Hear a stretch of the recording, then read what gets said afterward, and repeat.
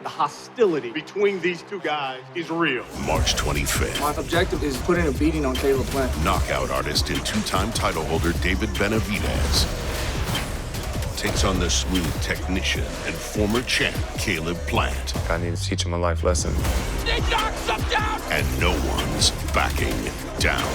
I'm gonna beat the living shit out of you. You're not gonna do nothing. David Benavidez versus Caleb Plant, Saturday, March 25th, live on pay-per-view. Welcome into What's Burnin' here with DeMarcus Cousins. Back, ladies and gentlemen. Braved airplane issues. You were on a flight from Vegas to LA that was supposed to land in one airport. 2 hours. You circled into another airport. We circled in LA for an hour before we landed. I was supposed to land in Burbank.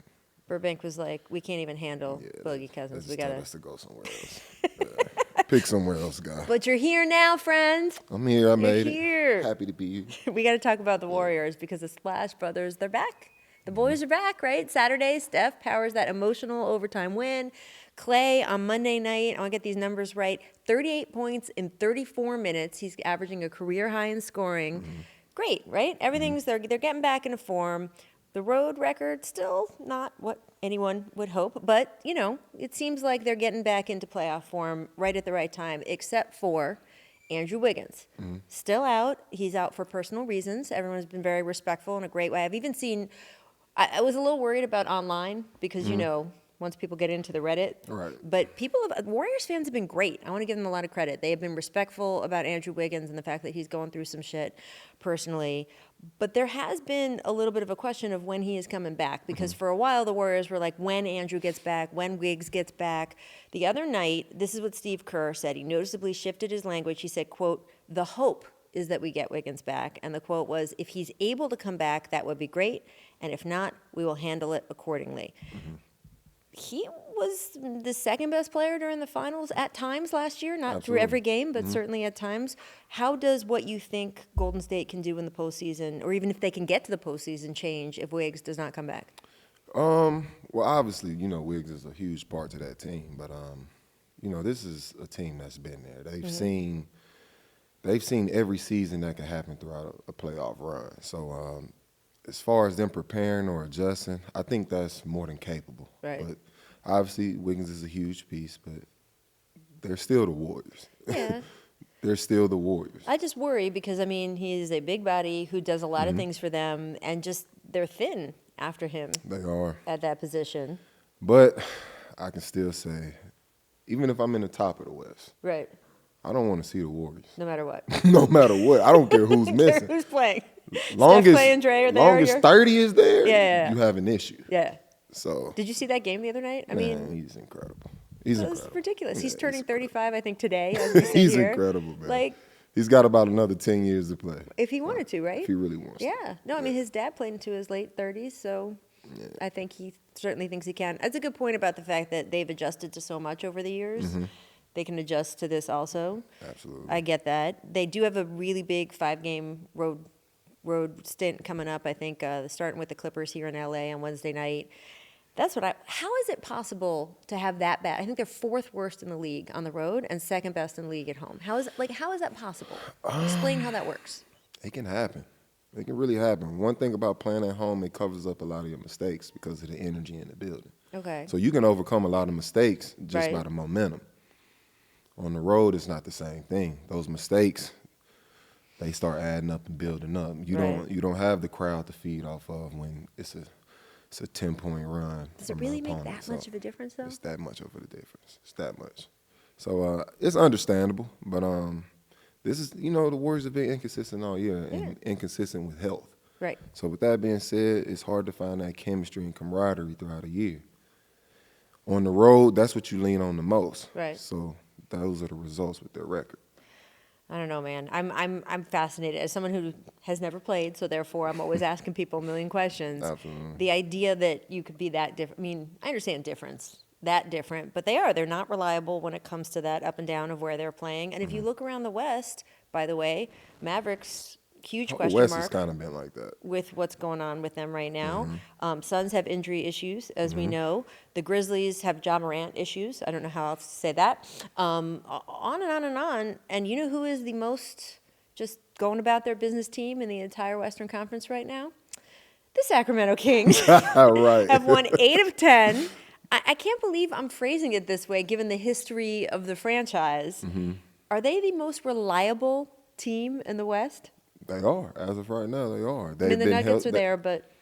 The Nuggets have been healthy all year, but, you know, the Nuggets, I would say they're the most reliable and obviously the biggest surprise. Yeah. But health plays such a huge factor in the regular season. If you're healthy for the regular season, if your starting five is healthy for the regular season, Right. you have a great chance of being successful for that season. It goes beyond, I mean, well, I don't know. Nate has the numbers. Producer Nate, can you put the numbers up there for me? Right. So, okay, here's the health, right? So Fox has played 60 out of 67 games. Sabonis, 65 out of 67 games. Harrison Barnes, every single game. Keegan Murray, 65. Kevin Huerter, 64, right? That's impressive. So, I mean, yes, regular season. Shout out to their training staff. Yeah, seriously, right? That's impressive. Right? Does that matter going into the playoffs, or is that a regular season thing? I can say that's definitely a regular season thing. Okay. The playoffs is TBD, in my opinion. Playoffs is a whole nother monster. It's adjustments, it's schemes, it's attacking weaknesses the entire game. I don't know. I just don't think regular season carries over, and we've seen it before. Right. Obviously, it's teams that, like the Warriors, who've dominated the entire season, they can come out and dominate in the playoffs. That's why they're a franchise. Right. That's why they are with Right. their dynasty, because they were able to do that. It's a lot of odds against them with the youth, with the inexperience. Right. We'll see. Well, I mean, look, I do think there's something to chemistry, right? And there's something about, like, you know what the guy across you without even saying anything. You just know by looking at him where he's going to be on the court, what he's going to do. When you've got guys who played 65, 67 games together, you develop that. That counts. And the bench is still horrible. But I was going to say, but The bench is horrible. you got Book and KD coming at you. You know what I mean? Being able to look and know where your other guy's defending. I don't know if that matters if you've also got the person you're defending is Kevin Durant. Like, Absolutely. that kind of thing. I don't know. I do think, though, the reliability factor goes beyond health with them. You've been in that franchise, and by the way, it way predates you. I mean, even when the Kings were battling the Lakers in the Western Conference Finals, there was not a stable team. Right. There was so much drama with that team. There was drama when you were there. There is no drama with that team right now, beyond health. Mike Brown has it just sort of very steady. Everything's going. Does that matter when you get into the playoffs? Or, again, it's just talent. It's just who's got the best players on the court. Well, that's the thing. I don't know if that is a good thing, because regular season also prepares you for the playoffs. Right. Regular season, it's about up and down. Oh, because right. in the playoffs, it's ups and downs. It's going to be ups and downs no matter The what. energy can literally shift from Right. a single game. Right. So, like I said, this is a young team. They are inexperienced. They do have a championship coach in Mike Right. Brown. I don't see much success in the playoffs for the Kings this season. What do you remember about your first playoff games? Everything was like 1,000 miles per hour. Really? Everything's 1,000 miles per hour. So, man, I just remember being singled out every single possession Right. with the pick and roll. And it's a lot of schemes in the play. Everything is scheme. Right. It's not just regular basketball. It's Yeah. literally a scheme the entire game. And they got up to 7 games. So, to and scheme for when it. we talk about the Kings, they don't have – Sabonis is an incredible talent, Yeah, yeah. but he's not a defensive big. Right. So he's going to be a point of emphasis when Yeah, the of playoff course. starts. Yeah. Then we speak about the bench. Yeah. They haven't had a backup big all year. Yeah. They're up and down with how they feel about Rashawn Holmes. Yeah. So they've struggled with that. I keep speaking on the bench. Yeah, They're but- going to well- pick on the big fella. It matters, though. Yeah, it does matter. It's They're not going like to it pick doesn't on the matter. big fella. Yeah. So what happens if he's in foul trouble or he can't become a positive in those playoffs? Right. What happens then? Right. So I think those are real questions for that. That's why I speak on it's Yeah. different in the playoffs. Yeah. I'm interested. I mean, well, what was it like at halftime, your first playoff game? Man, I'm listening to everything Coach got to say because I'm trying to figure this thing out. Like, man, Coach, talk me through this, man. Right? What's going on? Right? Yeah. So it's definitely a different experience. Yeah. And I mean, with me, it was a lot more difficult because I was injured. Yeah. In my first playoffs. Yeah. So it was everything. Like I said, everything was moving for me when I was comfortable, got to play, but I've been there as well. Right. It was, it's what to expect. Yeah. That first go around is 1,000 miles per hour. Everything, everywhere, all at Everything. once. See, we were talking about that before this started. All right, I want to go by the East because of the Sixers have been hot, hot, hot. Joel Embiid, insanity, right? His last 20 games, 33, 10, and 4, 54% from the floor. Leads the league in scoring. Sixers have won 5 straight as we sit here today. Third in the East. They're only 3 games out of first, and by the way, they're only 1 game back from Boston. I mean, James Harden leading the league in assists. Are you ready to say I could pick them to come out of the East, or you just think they're still behind Milwaukee or Boston? I think those are the 3 teams, but That's not an answer to my question, Boogie Cousins. I didn't finish. But with that being said, Okay. I think Philly does have a great chance. Yeah. They are a contender. It's always been a question in the recent years with Big Joe's health, and I think he checked that off this year in this season. He's been healthy most of the season. He's dominated the whole season. He's led the team. James is in a comfortable place. He's playing his role and being that pass first guard for them and closer when need be. Maxi's playing at a high level. They have great pieces around them. So if Big Joe carries this type of performance over into the playoffs, they definitely have a great chance. Where are you with him MVP versus Jokic or Giannis? I think it's Big Joe's turn. You do? We're going to just put it like You that. do? All I right. think the other 2 guys have had theirs. Okay. Let's reward the big Is that fella. part of it for you, though? Because there's certainly people who are like, no, it's just about the numbers this season. The other season shouldn't come into it. Well, blah, if blah, it's blah. just about the numbers in the season, it still leans towards Joe. He's leading the league in scoring. Mm-hmm. He's dominating at an all-time high. Like, get a big fella his flowers. Right. He deserves it. He really deserves it. And I'm not taking away anything from the other 2 guys, Yeah. but they've received their flowers. Yeah. Not to say they won't get more in the future, but as of right now, Big Joe deserves his flowers. It's so interesting, too, because, like, if you say anything about one of these guys, the fan bases of the other 2 were like, how dare you? There's just this feeling about the debate for MVP. It's gotten so toxic, and it's gotten so, well, if you must hate this guy, if you like this guy type of thing. For me, it's always been a real question about, is it about the best season? Who's had the best season? Is it about who the best player is? I think those should actually be 2 separate things. If you look at the other leagues, like the NFL has changed its awards in the last 20 years to Right. be like, hey, here's the MVP. That's who's the best guy. Here's the offensive and defensive player of the year. That's who's had the best offensive and defensive season. The NHL makes a difference between their MVP and their scoring champion. Like, other leagues do this. We don't do it. Here is another year. Some years, by the way, the best season and the best player are the same guy. Right. But here's another year where I think you could ostensibly say those are 2 different I wouldn't guys. be mad at a co-MVP. Right? Oh, co-MVP. Well, I don't I think they wouldn't be could. mad at that. I feel like the way they changed the scoring, it used to be like just 1 vote for 1 person so you could get ties. Now, I mean, remember we had co-rookie of the year with Grant Hill, right? Who was the co-rookie of the year with Grant Hill? Jason Kidd. Right, there we go. It can't happen anymore because they do like 3, 2, 1, and then you get so many points for third place vote, second place vote. But I don't know. I will keep. Everyone knows that's how this is my issue. But I will keep campaigning. I think we should change the way the awards work because I think agree. the debate every year people are arguing over 2 completely different criteria. It's becoming cult-like. Yeah. Yeah, and the cult activity is coming from the media side of it. Well, there's so many hours of debate. Yeah, people and have it's to fill. it's, I mean, we're it's, sitting it's here really talking not it on about a the podcast. talent or No. the performances. It's who likes who and Right. who gives me the the Yeah, most time. Like it's weird. So, Yeah. my vote for MVP this year is Joel Embiid. There you go. All right, you heard it there, Boogie. Absolutely. It's complicated though too on who votes because the media votes. I know a lot of media who, I mean, first of all, some media don't vote, refuse to vote because they Right. don't want to be put in that position or their organization doesn't want to put them in that position. But there's really no one else to vote in that every time they hand a vote to the players, like the players got 25% of the All-Star vote.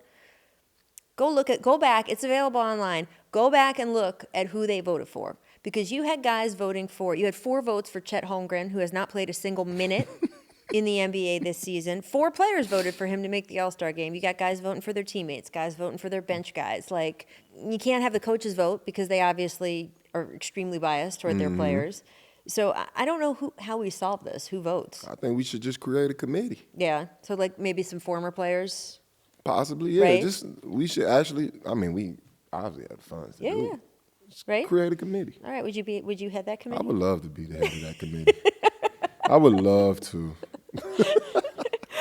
What other thing? Do you think a rules committee too? You could Man, head. I might referee create my committee? own little cult. We're gonna come up next time. Next time you come on this, we're gonna have a list of committees Boogie Cousins is gonna spearhead.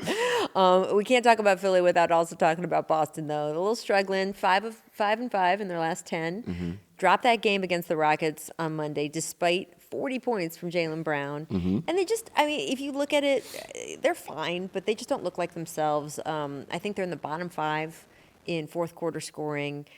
Are you starting to get worried at all about them? I'm not worried. No? It's that time of year. They've dominated the entire season.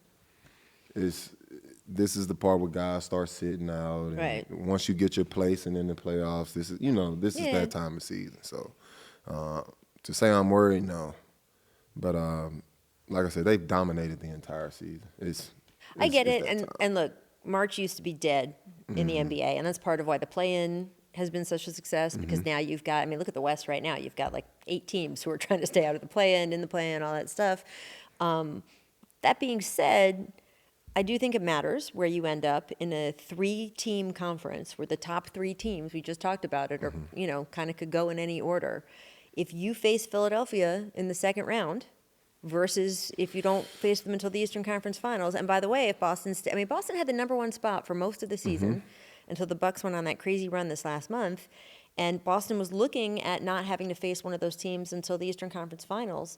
Now you got to face, if you stay in that number 2 spot, or maybe slip to 3, you got to face one of those teams in the second round, and then face the other one again it's not like once you get through that, it's over.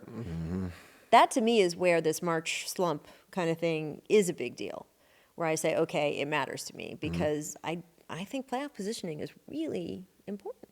That's a gauntlet. I agree with that, but I think regardless, they will end up seeing both teams, either second or right. Well, they'll conference see. final. Yeah. So it's Yeah. those are the 3 best teams in the East. Well, here's what I would say if I'm Joe Mazzulla. I would look at all my guys and say, do you want to go 7 games with Joel and James Harden?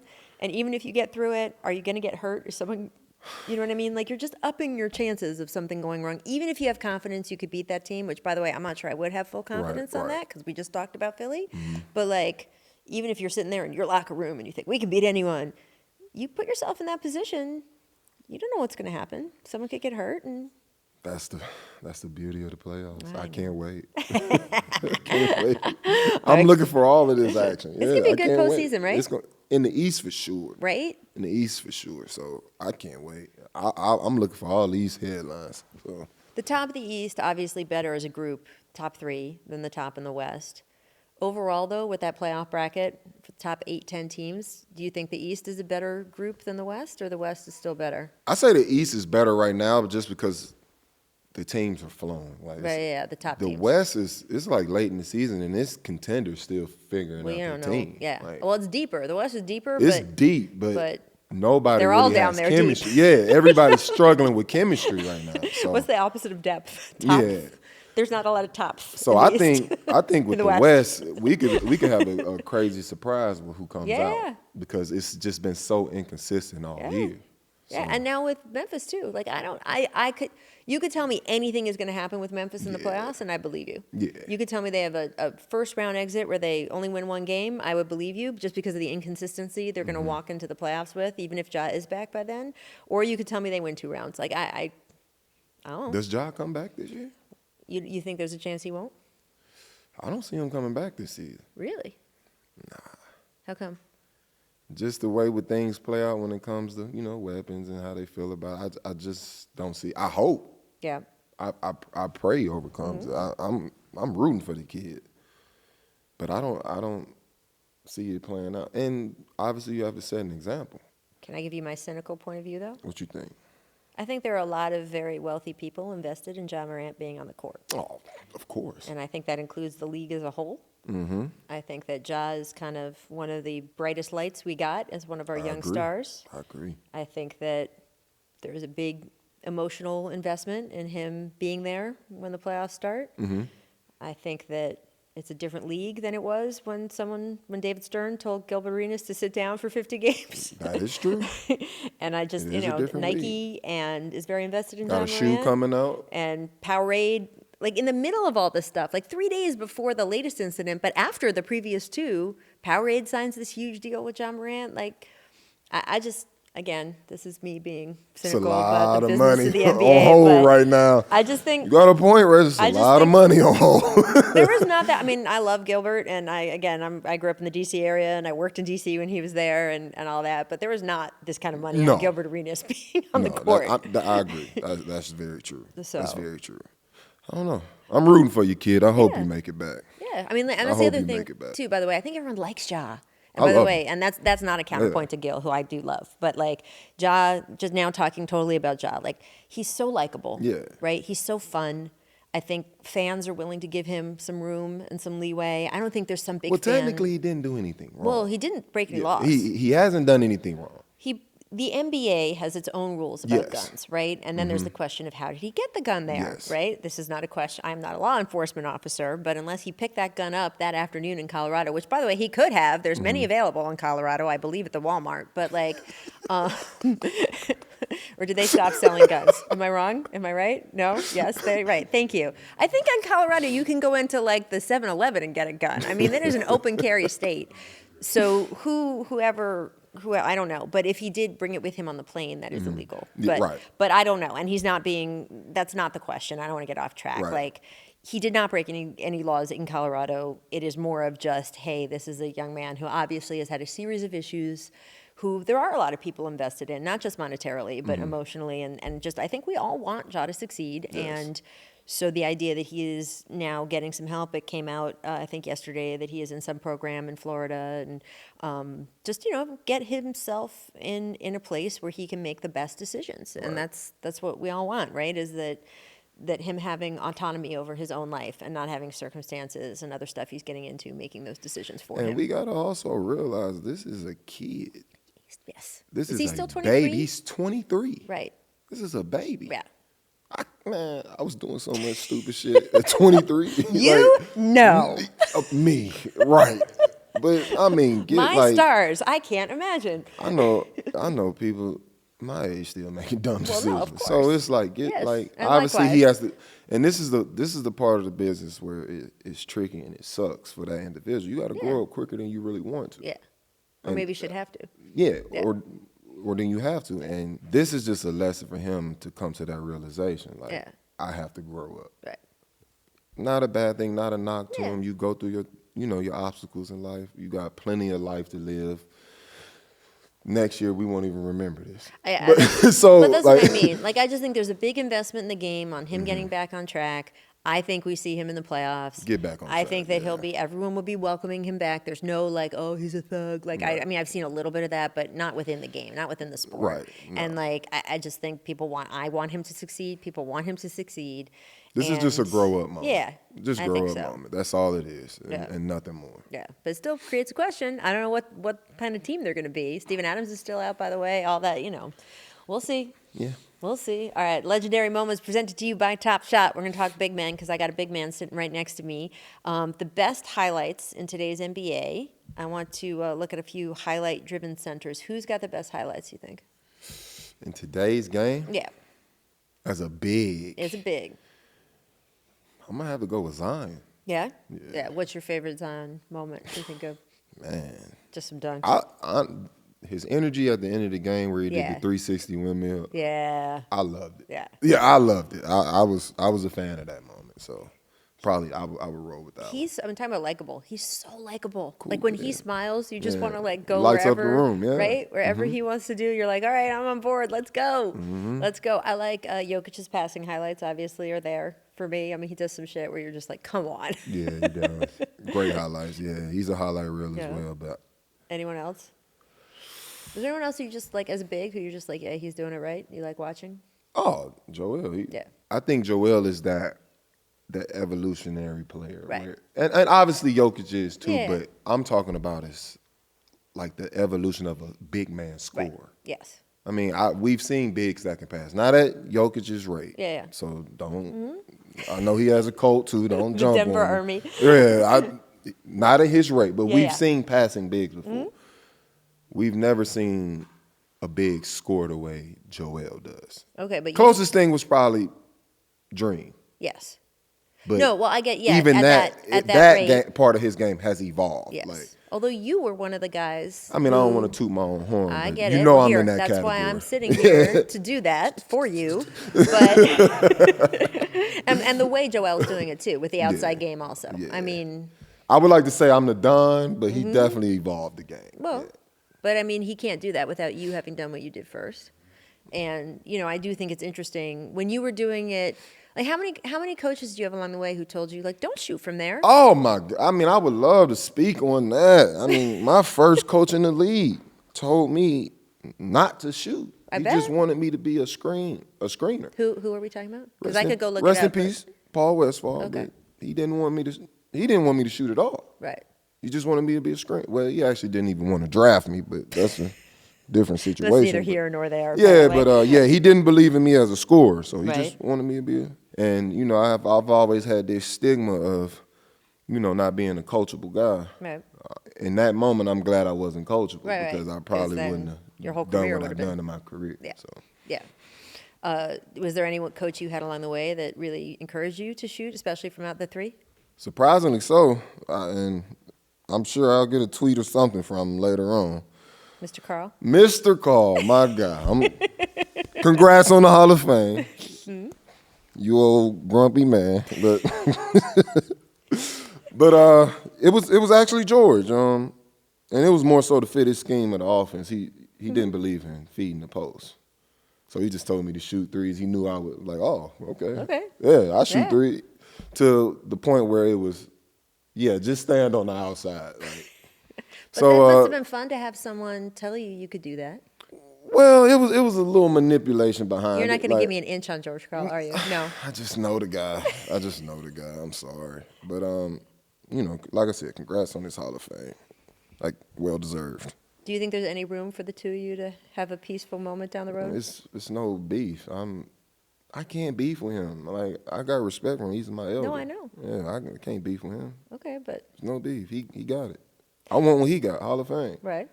So it's no beef. Well, I just didn't know if I'd get you to, I'm in my mind as you're talking, I'm like, maybe I could get George and Boogie in a room one day. We could Nah, all that's talk it out. unnecessary. That's unnecessary. No? It's not really. Yeah. That's not where we're going? Yeah, just leave things be.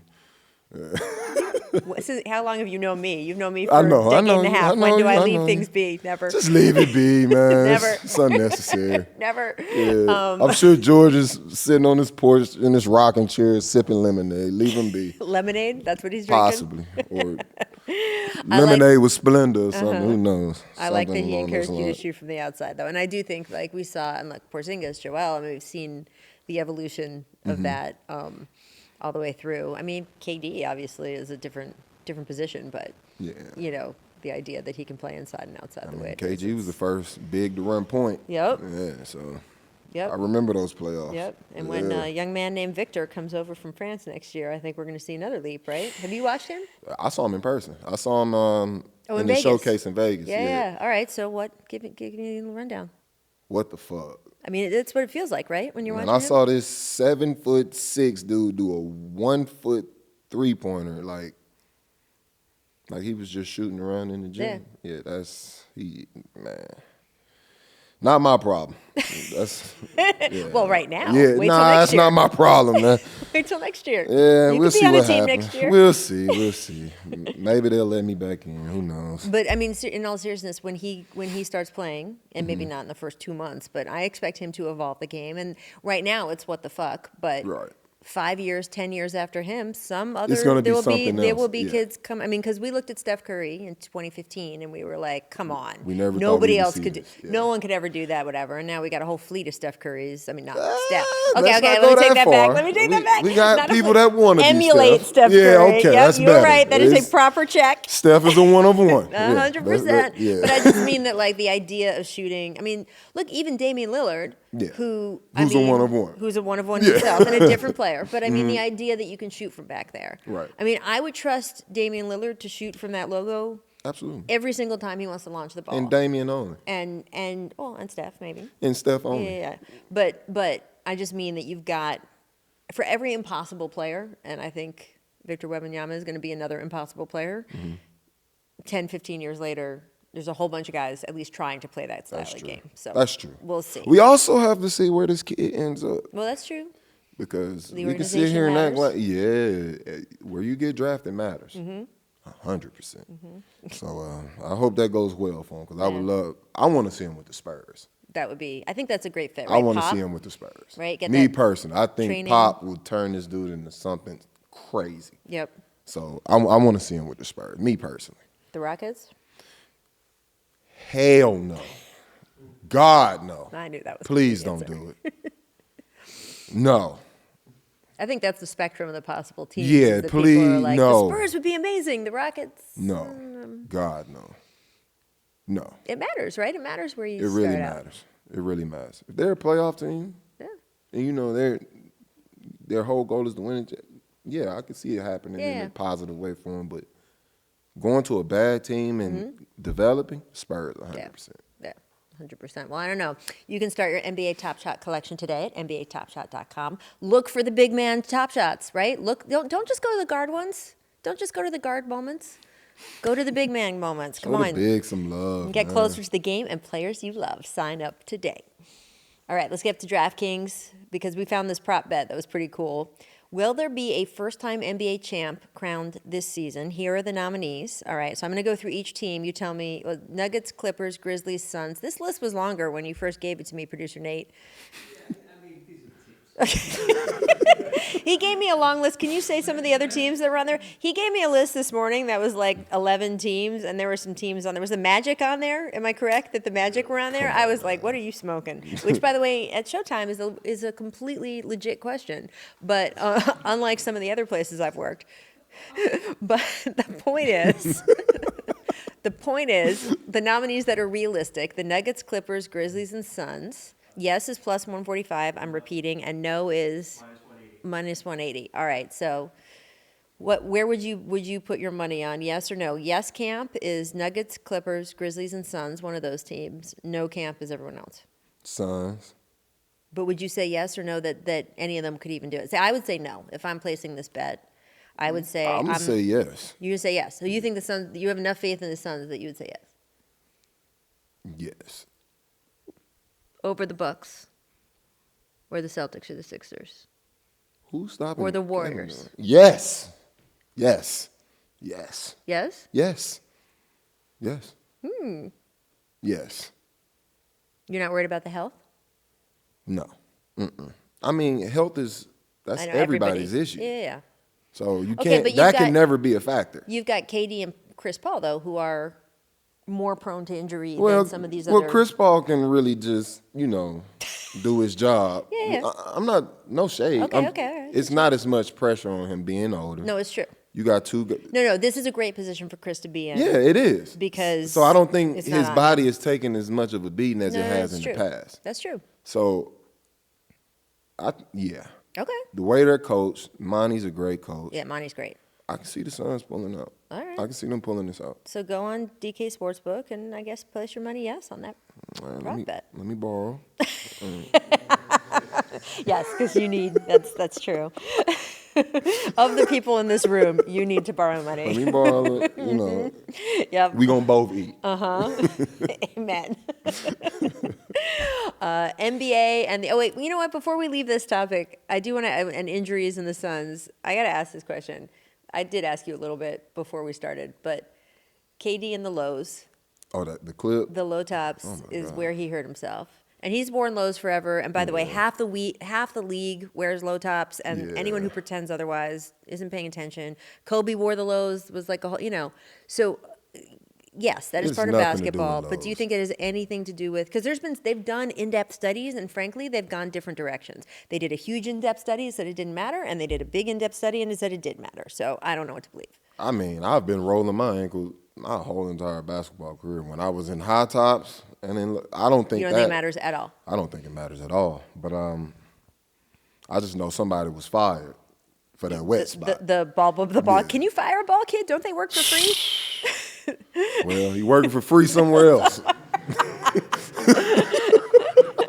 It won't be in that arena. So I'm more concerned about the guy getting a new job than the low tops. Someone slipped. Was it a Jonathan Kuminga? Like the next 2 nights later or something. The same exact thing. We got to find some guys passionate about keeping that floor clean.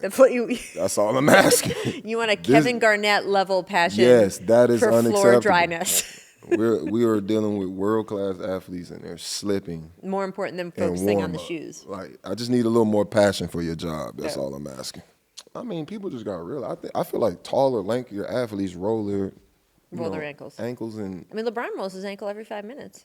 I literally roll. At one point in my career, I rolled my ankle every game. Really?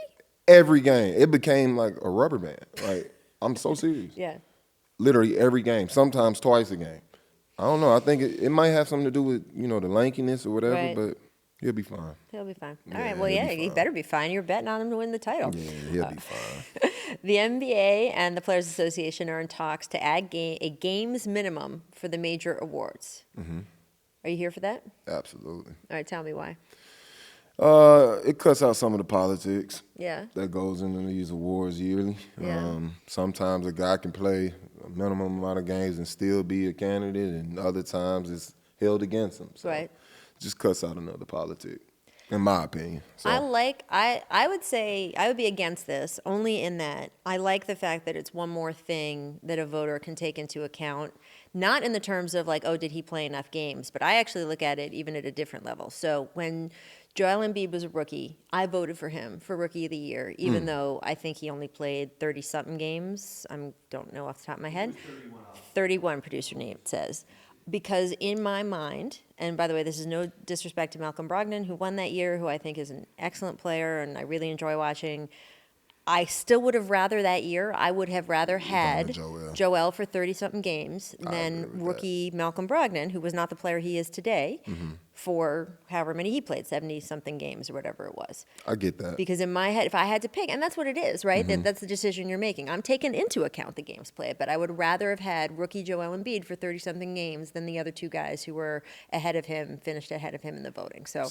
But then it takes away from what Malcolm did in that season. Because Yeah. I mean, look, regardless of what happened with Joel, Malcolm had a he good clearly, season. no, he absolutely did. By the way, and that's another thing you were just talking about, one guy winning doesn't mean the other guy's trash. Right. So, yes, he did. And by the way, Malcolm that year, Malcolm was second on my ballot because, by the way, out of all the rookies, I thought he was the second most guy for the number of games he played that I would have wanted on my team if I was a GM. But for me, Joel was such a force that I would rather have him for a third of the season than a guy who was less of a force for, 5/6 of the season. I mean, or but whatever. I that's think my that's personal also, opinion, and I was in the minority, by the way. I can see that also coming from who Joel is now in today's game. Yeah.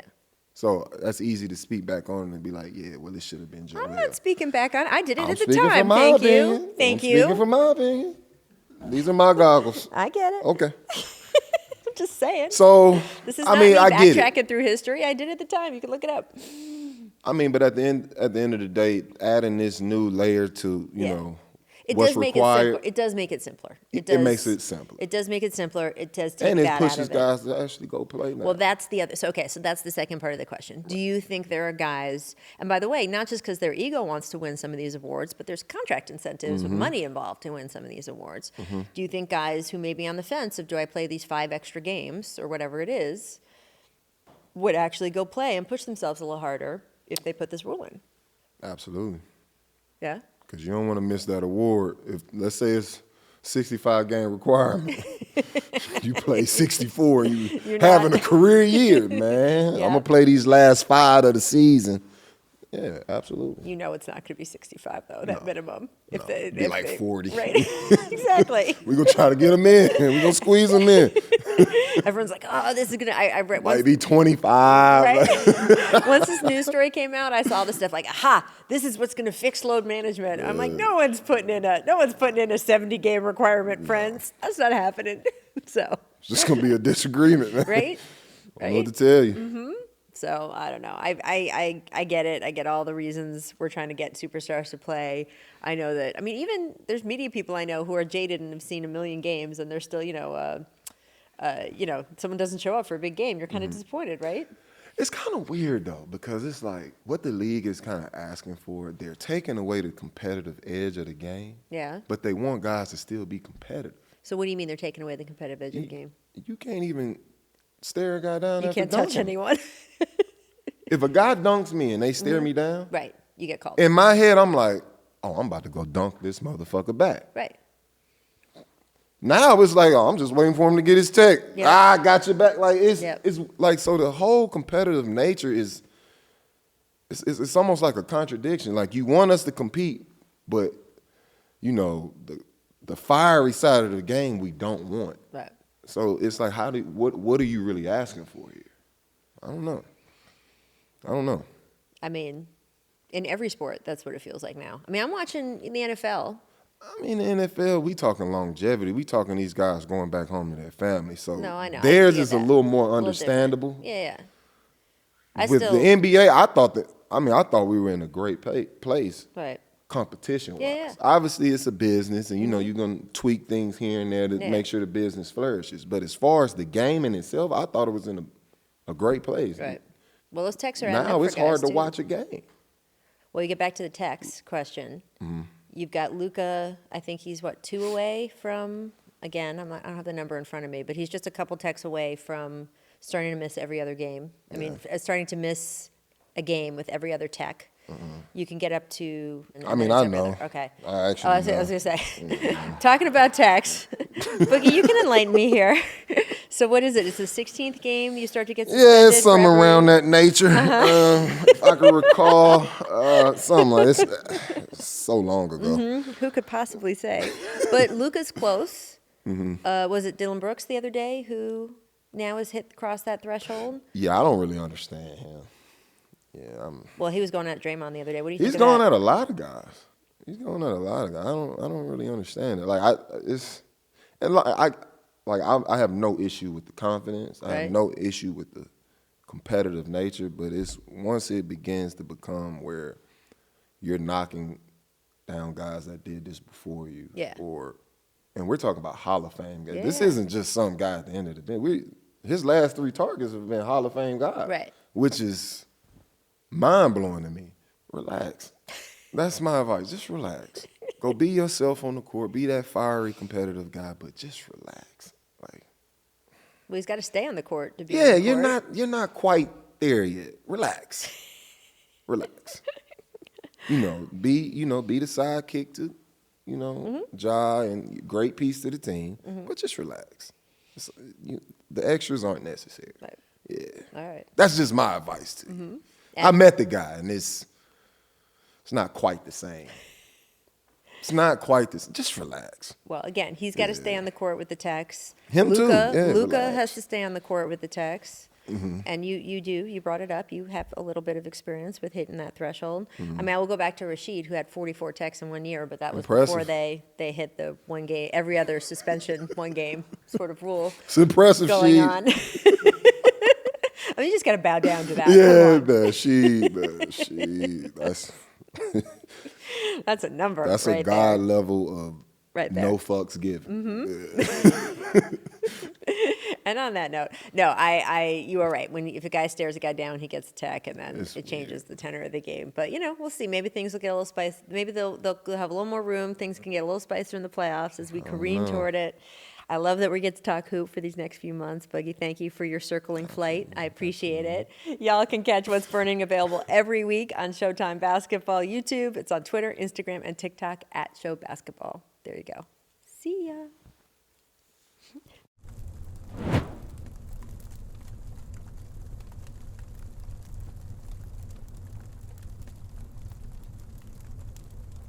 The hostility between these two guys is real. March 25th. My objective is putting a beating on Caleb Plant. Knockout artist and 2-time title holder David Benavidez takes on the smooth technician and former champ Caleb Plant. I need to teach him a life lesson.